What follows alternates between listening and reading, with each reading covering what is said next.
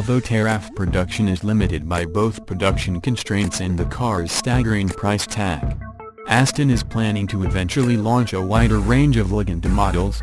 The company has said it won't make more than 200 Tarafs, but with 50 built and production set to stop before the end of the year, the final total is likely to be closer to 150. This will be one of the rarest saloons on the planet. Initially sales were limited to the Middle East, but late last year Aston broadened the ordering to other markets. Both left and right-hand drive versions are available, with an ex-works price of £685,000 in the UK. Without context, that price tag looks ridiculous. For the same money you could buy both a Rolls-Royce Phantom and a Bentley Mulsanne plus a fully loaded Range Rover SV Autobiography and decide. But this rarefied part of the market doesn't play to the normal rules, and anyone in the fortunate position of being able to consider a Lagonda is going to be able to scratch any automotive itch they have ever had. What's really on offer here is unmatched exclusivity. At 5,396mm in length, the Taraf is massive, although shorter than a Maybach S600, Rolls-Royce Phantom or Bentley Mulsanne, and it radiates presence beyond even that given by its gargantuan size. Despite wearing number plates and topaz gold paintwork that's more suited to Dubai summers than Warwickshire winters, it still has the otherworldly swagger of a concept car, the muscular lines and swept-back styling making it look like it was designed for a futuristic movie. It's the car the bad guy's boss would be driven in. Underneath it's less complicated. Describing it as an XL version of the existing Aston Martin Rapide S saloon is a gross oversimplification and one that trivializes the huge amount of design and engineering that's gone into it. But, whisper it, it also expresses the fundamental truth here. The Taraf sits on a stretched version of Aston's familiar VH-bonded aluminium architecture and is powered by a development of the long-serving naturally aspirated 6.0-litre V12. Which, as in the Rapide S, D9 and Vanquish, powers the back axle through a rear-mounted 8-speed transaxle. The wheelbase is 200mm longer than that of the Rapide S, but despite the stretch, the use of carbon fiber panels allows Aston to claim an identical 1,995 kg curb weight for both cars. Relatively few buyers will experience the Taraf's driver's seat before they climb into the rear, with many buyers expected never to pilot their own car. But in the front of the cabin the Rapide S similarities are overwhelming, with the two cars sharing the same dashboard, control layout and even front door trims.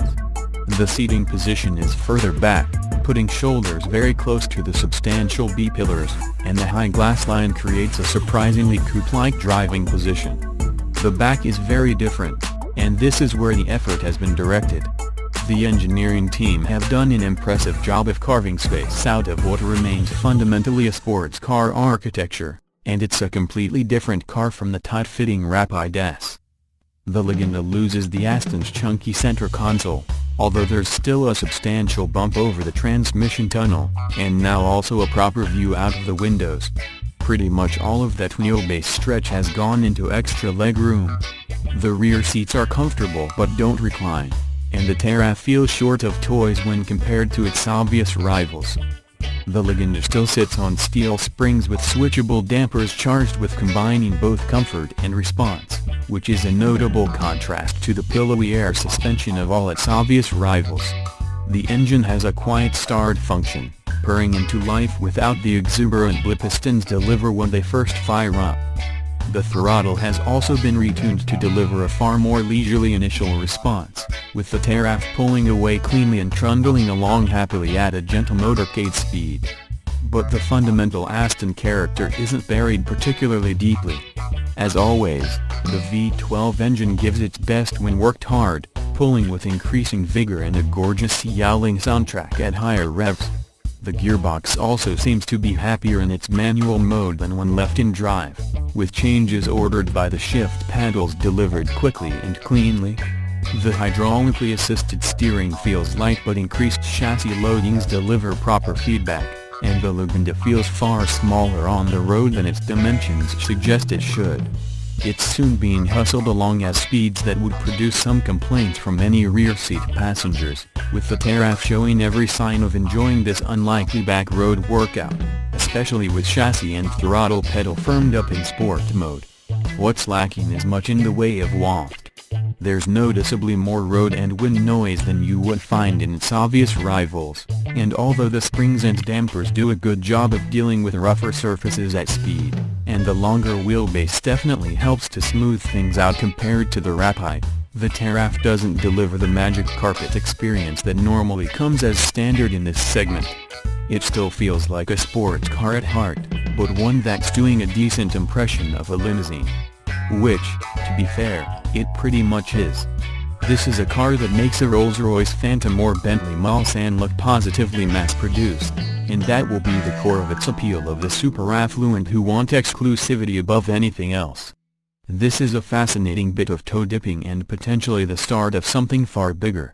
Here's to that future. Aston Martin Lagonda Taraf price £685,000, engine V12, 5935cc, petrol, power 540 bhp at 6,650 revolutions per minute, torque 465 pounds-feet at 5,500 revolutions per minute, 0 to 62 miles per hour 4.4 seconds, top speed 195 miles per hour plus, gearbox 8 SPD torque converter automatic, curb weight 1,995 kilograms, economy 21 miles per gallon, combined, estate, CO2 300 grams/km, 37%, estate.